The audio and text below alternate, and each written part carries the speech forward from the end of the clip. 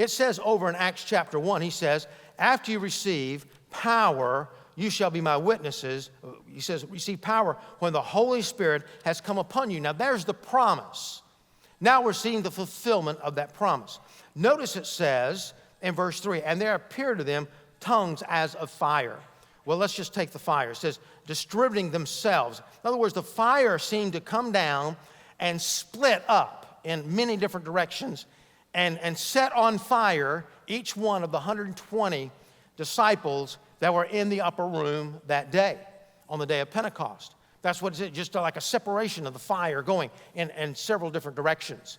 This whole idea of fire is also a symbol of God in the Bible. Abraham had a burning torch. The nation of Israel were led by a pillar of fire by night. And of course, the greatest story, the one we usually remember, is the burning bush. Moses was before the burning bush, and he says, take off your sandals because the ground you're walking on is holy ground. And there was the burning bush that was never consumed. Fire is a symbol of purity. God is pure. It's a symbol of power. God is powerful. But it's also a symbol of judgment and fear. And that's why the Israelites in the Old Testament didn't get too close to God. I recall the movie Chronicles of Narnia, where the young girl asked one of the Narnia creatures, if you've seen the movie, one of the Narnia creatures, about the lion, because the lion in the story represents God. It's written by C.S. Lewis, so I'm not making anything up. He represents God.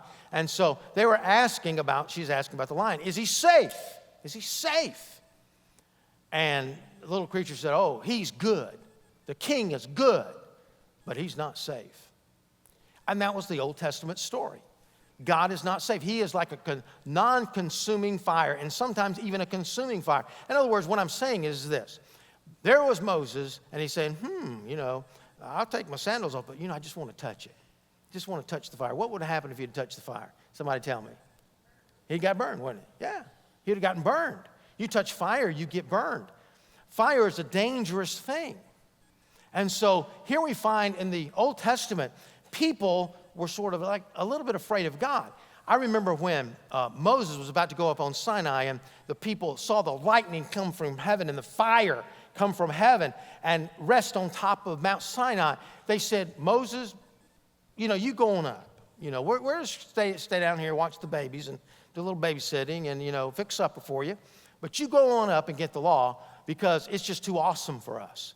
God is an awesome God. And so we find the fire of the Old Testament, and here we find the phenomenon of it all, that most people, by the way, want a religion, but they don't want to get too close. Think about it for your own self, just for a minute. Our prayer life. I don't want to get too close. All that fasting stuff and praying 15 minutes a day for the church and praying in front of other people or whatever. Just don't want to get too close. I want to get close. But I don't want to have to read the Bible and see myself as a mirror in the Bible. I don't want to get too close. But the Bible teaches us that the very moment that you and I become a Christian, it's not that we can go to the burning bush and touch the burning bush. We become the burning bush. We are the burning bush. Isn't that great? Give God a round of applause for that. Let that sink in for just a moment. You are the burning bush because Christ has come to live inside your heart.